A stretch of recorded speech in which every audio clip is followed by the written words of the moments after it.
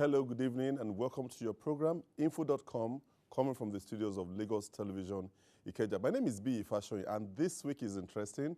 Last week we had people coming, calling us from far and wide and sending us text messages saying they enjoyed that bit about blogging. Well, this week we're not going to be doing anything about blogging, but there's something that I've noticed, and that's the fact that maybe not just by the indexes of Nigeria, the girl child is not as involved as their male counterparts in ICT. What are the problems that could have warranted all of this? And that's what we're taking a look at today as our first segment. And on the set, I would have with me Nkem Bego, who is MD CEO of FutureSoft Limited Nigeria. She will be my guest on this program. On the second segment, I did say that part of what the values we will be delivering to people will be to engage you, make you better, make you a better entrepreneur. And so I want to take a look at ICT and building your entrepreneurial skill using ICT. And don't forget, Fola Daniels, my friend, the blogger, he's in the house. He will join Nkem in the second segment. And together, we'll take a look at what to watch out for, how to become an entrepreneur, how to make your business better, how to circumvent the traditional vicissitudes and use what you have today as modern technology, ICT, and be the best in your business. This and many more will be what we'll be focusing on today on your program, info.com. Don't forget, you have nowhere to go but where you are at the moment. Call your friends, call your neighbors, and we'll be right back after this time out.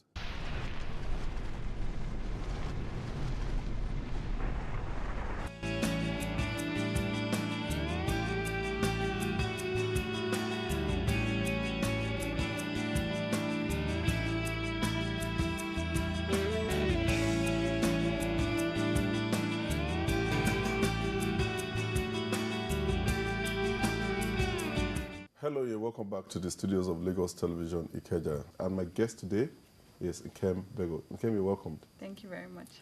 Okay, first I'd like to find out from you. Did you make up your mind, and at what stage did you make up your mind, and how did you get into tilting towards what you ended up with? Okay, so everybody who knows my dad, Mr. Chris Waje, knows that he is in love with technology, and that reflects not only in his professional life but also in his personal life. So he made sure that from a very young age, so my first computer, I had it when I was 3 years old. 3? Yes, and it's something that was very, very important to him, and he used to always say, no, go on the computer and just play with it, learn things, so he made sure that we were exposed to technology at a very young age. He only has girls, so, to him it was like, okay, I don't care whether you're a boy or a girl, you have to learn this because you're inside this house, right? So all of us had to embrace technology, and, so it was something that was always there. So I never really questioned it. I never really thought about it in terms of, oh, it's a boy thing, or, I should not have this, or I should have this. It was always there. So it was never something that I really looked at and said, oh, it's something special. No, it's something that I was used to, I was accustomed to, and I learned it, and I loved it as well, And, I mean, my first computer, it was still a DOS system.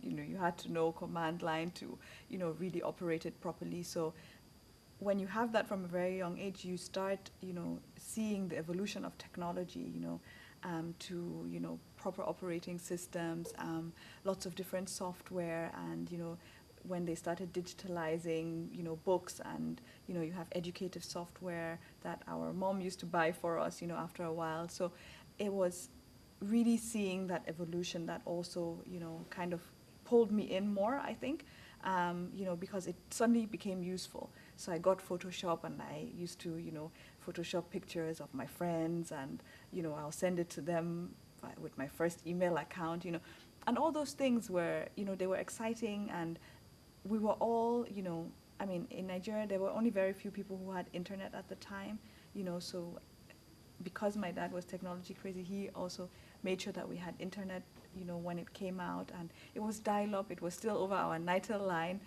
I mean, this is when I talk sometimes, a lot of young people, they look and they're like, what does she mean, dial up? What does that even mean? There was this mentality of, girls who are into engineering line or whatever, not being cool.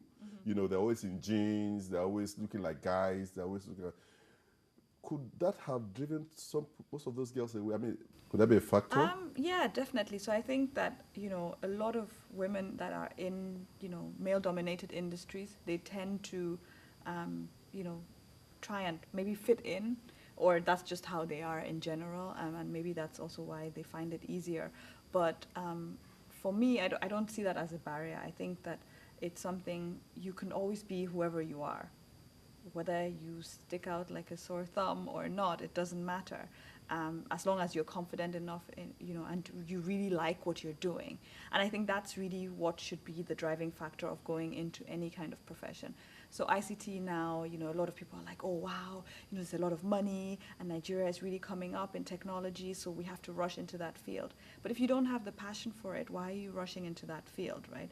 So, but in order to even identify that passion, it's very, very important that parents make sure that boys and girls have contact with technology very, very early. Let me just stop you there. There's something that came to my mind. That's the fact that people want to follow some patterns. They want to look at a role model. Not many women in technology. How do we bridge that gap so that more girls will be involved in technology? I mean, that's a global problem. Even if you look at Silicon Valley, there are not that many women at the top, especially. I mean, the few that come to mind, Sheryl Sandberg, Melissa Meyer of Yahoo. And what those women do is that they have positioned themselves in a way that they talk to a lot of young girls to make sure that they go into technology fields, and they explain to them, the pros and cons of being a woman in technology, because it's in a male-dominated industry, being one of the only women is always going to be hard. Because people will look at you and say, oh, she's just a pretty face, that's why she gets jobs, or maybe she doesn't know what she's really doing, or, she just has connections and that's why she's in the industry. But I think that even in Nigeria, the women who are in the industry have proven that women can be in the industry, that they can be successful.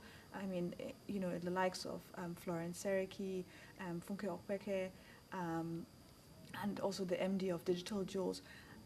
Those are women that I look up to, and I find very inspiring, because they don't care whether, there are 10 men and only them, but they will still say what they need to say, and they will still do what they need to do, and they've grown their businesses, and they've made sure that their businesses have evolved. One of the things that I think is very important, for us women in the technology industry in Nigeria, is to make sure that we are involved in either mentoring girls or... Aha, that's where I actually was going, that, could mentoring also not play an active role? And do you mentor girls? Yes, so mentoring is a very, very important thing. So even when I was in university and I was studying, there was a mentoring group that I was part of, and we used to go to secondary schools and talk to girls there. And it was, these girls in the secondary school, they were maybe like 3 years our junior. So they were almost ready to go to university, and they were about to make up their minds of what they wanted to study. And we went in there to basically talk to them and explain to them, what it looks like in university, studying a course that is also male-dominated, and how hard it is, how easy it is, what your advantages are, what your disadvantages are, but I think it all boils down to, being strong in character. In Nigeria, there's a fantastic program called WTech Girls ICT Camp, which Oreshomolu does, yes. And so I give the career talk there. I've done it now, I think, 5 years consecutively. And it's something that I love doing. It's, very, very inspiring. Is there a feedback? Do you follow up on this? Yes, so she basically has a network of all the alumni, and a lot of them have actually gone on to study technology-related courses, or they have been able to use technology in whatever other field they want to, pursue. And for me, it's not really, you don't need to be a programmer. You don't need to be a developer. There are a lot of, job roles that are being created now that you require some technology skills, but not, you don't need to be technical, right? So for example, we have project managers at Futuresoft. To be honest, I don't care what you've studied to be this person, as long as you understand to pay attention to detail, you can talk to a client, and you are willing to learn the basics of the technology, and you can understand the technology terms and understand the vision of the client, translate it to the developers, and basically be that middle person between the developer. Between the techie and the client. Now, you still work in a tech company, right, when you're doing that, but you're not a techie per se. You have, you basically liaise with the techies, you liaise with the customers, and you make sure that that vision comes to life and that, timelines are met and things like that. But it still requires technical understanding and technical skills. So you don't necessarily need to have studied computer science, but you need to still understand how the internet works, what a website is, what the elements of the website are, and things like that. A lot of these things you can learn on the job, so it's not necessary that you study a technology-related course. It obviously helps because then it's easier for you to actually, I guess rise to the top quicker in your job. As a matter of fact, that's the word, rise to the top quickly. Now, I'm about to round up this segment. At the end of the day, you rose to the top. You are now a CEO of a company. Are there peculiar challenges that you have to deal with as a lady running a company, both internally and maybe externally? Do you have harassment? Do you have people thinking, oh, who is she? She's just a girl, we're in Africa. Do you have such things? Yeah, that will come, I think, just in general in Africa. That's, something that you're going to encounter. So I have a male business partner, and, we go to meetings sometimes and people think I'm his PA just because I like taking notes. Okay, and he's your PA? No, he's not my PA. He's my business partner. Oh, your business partner. Yes, okay. So we're on the same level. Okay. We just have different roles, and when we go for presentations together, and for example, he's in charge of our e-learning arm. So when he talks about e-learning and I'm there taking notes, trying to find out what the client really wants, they think, oh, that's the PA. And then he tells them, they're like, okay, so how much is it going to cost? They say, oh, you need to talk to her because she's the MD. And then they're like, what? No, we can't even believe that, So for me, it's something that I've learned to deal with. I laugh about it. I find it hilarious and I also use it as my advantage, because if you underestimate me, it means I already have an advantage over you, because you've already put me somewhere inside, a box, and I'm not actually in that box. Thank you very, very much. You're not going anywhere, because I would have to ask the gentleman to join you later on in the second segment, where we'll take a look at the challenges of being an entrepreneur within the ICT space. Join us at that time. Don't go anywhere.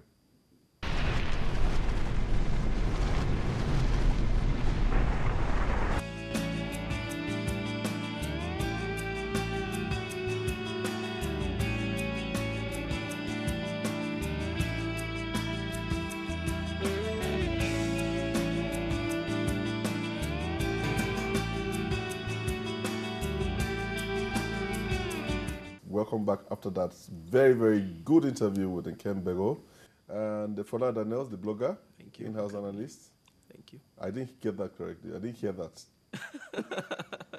Let me come to you, Nkem. What you do at Futuresoft, I'm intrigued. The fact that you run this company. What do you do, on a daily basis? Okay, so Futuresoft is focused on 3 focus areas: online solutions, e-learning, and IT security. And we're 3 directors in the company, so each director has their own focus area. So mine is online solutions. Focus at the moment is business development. So I'm usually in meetings most of the day with potential clients, with existing clients, with our developers, with our project managers, basically just making sure that entire department. You don't get to do any technical job? Not anymore. Not anymore. Well, what were you doing? Before you became the big woman? I was basically doing everything myself. So I was writing code, I was doing quality control, I was doing the project management itself. I was also still doing the business development and running around. But at some point, you have to grow. At some point, one person is not enough to handle all of those things. And I quickly realized that and started building a solid team, that can, for the most part, work independently and, you know, doesn't require me to baby them and, follow each step that they're doing. And basically, I review, project reports, I review the development reports, I make sure that the clients are happy. So I'm, I kind of do more of overseeing that everything is, being run the way that I want it to be run. We use a lot of templates, so when it comes to communication, all our communication that goes out is uniform. It always sounds like I've written all the emails, even though I haven't, because we use templates and we have our services are usually, we have packages for everything. Okay. So it's very, very easy. So you are more or less into everything. You used to be everything. Yes. And now you're a big woman. No. That takes me to... Oh, you're not big yet, eh? Not yet, okay. not yet. Now, that takes me to why we're here today. Fola, what does it take for anyone to become an entrepreneur using ICT? If I want to go into a business now, the first thing I'll be considering is probably doing social media campaigns, because everybody keeps telling me, we see you online a lot. You must be living on the internet. And I tell them, I'm barely on the internet. But then there's a way I work around it such that you think I'm on the internet all the time. Tell us. Now, there are applications, there are social networks, there is Hootsuite that allows you to schedule most of your posts. There is the email marketing. On email marketing, you have First Contact, you have MailChimp, you have Mad Mini that you can use for email marketing. So design a promotional email, put your pictures, put images, or put hyperlinks so that when people click, it takes them back to your blog or to your informational site. So all these things can be scheduled. And when people get them, they think that you just sent them, whereas you might be sleeping when it went off. Another thing is my email marketing platform is linked to my blog. So what it does is every week, it automatically streams all my past posts. So you can see all the posts in just one email, and you can click on which one you want to read. So the first thing is, what's your knowledge base? Where is it tilted towards? You need to now think about building around a business around your knowledge base. If you don't have it yet, you may want to spend more time learning in that particular area. Do you want to create applications? Do you want to do just social media? Do you want to be writing codes? Do you want to just be the person marketing? Or let me put it in two words, the techie or the end user. So you can be in business as the end user, or you can be in the business as the techie. What's the difference? The techie is the one who does the real work, but the end user just probably markets what already exists or leverages on what already exists. So if you're not a techie, don't just think about doing the business as a techie. Just think about doing the business as somebody who is meeting the needs of end users. Okay. You do online marketing, online security. What advantage does ICT give to an entrepreneur that is absent from the traditional entrepreneur, the guy that wants to look for money, wants to look for everything physically before he starts his business? What's the advantage? Okay, so I think the main advantage is that you can automate processes, as he's already said. You basically become more efficient by doing that. It helps you to manage information. Nowadays, we have teams that are working in different locations. We need to share information. We need to send files. We need to send pictures. So, for example, I have a client and they sell furniture.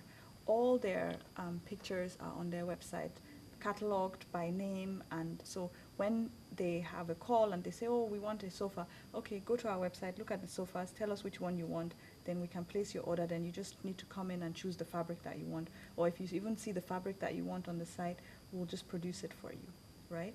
So it just makes communication much easier, because that person doesn't need to leave their office. They can immediately decide, I've either seen what I like or I haven't seen what I like, and then make a decision on whether they want to buy or not, right? And they can reach that person without even that interaction of a phone call.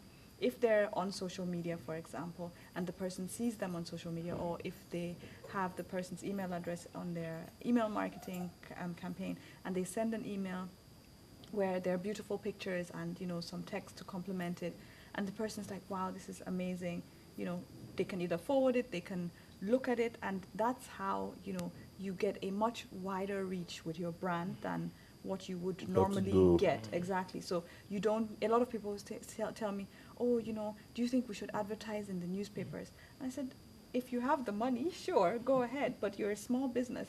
You know, a full page in a newspaper is 600,000. If you're going to, if you have that money, use it and spread it over a couple of months and, you know, be visible online, because your target audience is also online. Unless you're saying my target audience only reads the newspaper and that's why I need to be in the papers.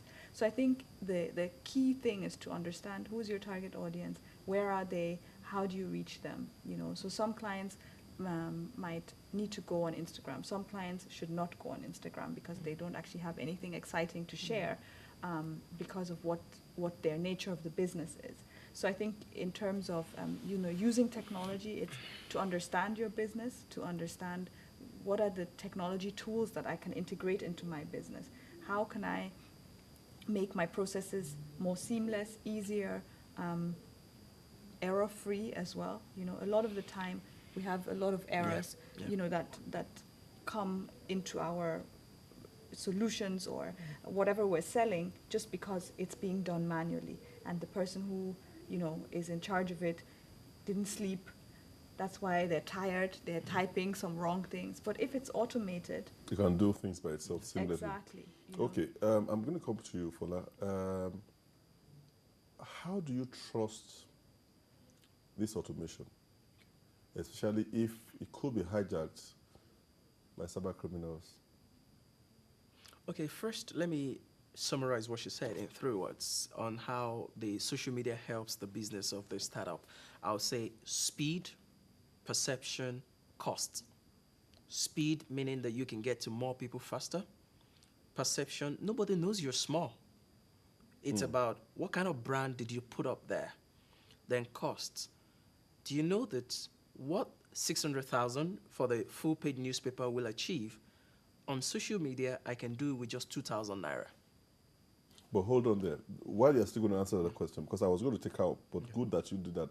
Now, she talked about the fact that we're talking about target audience. Yeah.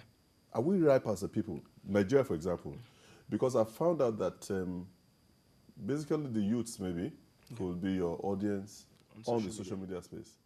And if you're going to reach out to people nationwide... Okay, you're saying, can we target people on social media? Yes. It's possible to target people on social media, especially if you're using... And get the same effects that you want to achieve using the traditional...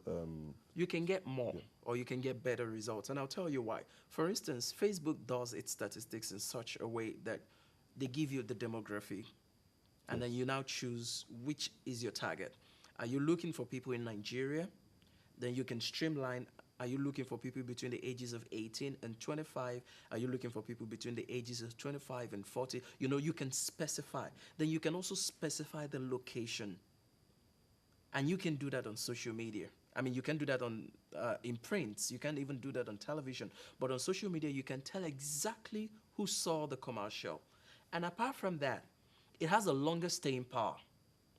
Whatever I posted yesterday can come up 2 weeks' time if people are still talking about it, meaning it's trending. So long as it's trending, people keep talking about it, and it stays longer. But whatever you put on the print stays for 1 day, and your money is gone. But on social media, you can go back to it, you can share it again, or you can post the same thing over a couple of times. It costs you nothing. The most important thing is just to make sure that it trends. And so long as it trends, you get better results. Okay. Still will take you guys on someday. Just that we're really going away. Time is not our friend. But Nkema, let me ask you this. Finally, in a sentence, what's the biggest problem that you could face as an entrepreneur using ICT? Not knowing what you're doing with it. I think that's the biggest problem. So we have some clients and they're like, oh, we want to use this, and you ask them why, and they have no clue why. Somebody just told them, oh, this will be good for your business, but they haven't actually sat down to analyze the technology and understand what does it do and why do I need it for my business. So before you use any kind of technology for your business, not just because, oh, B's company is doing this, that's why I should do it. No, you need to analyze, who are you targeting? As he said, you can target different people. But for example, if you're selling, let's say, luxury products, chances are that your demographic is not on Facebook. On Facebook, okay. Because those people who are high net worth individuals, they hardly have time. They're definitely not going to spend their time, on social media, looking at the pictures and looking for brands. So you need to analyze and do a proper understanding Yes. of the ICT terrain to become a very good entrepreneur. Yes. Yes. Wow, thank you so very much, ladies and gentlemen, for this. I hope I'll be able to get you back.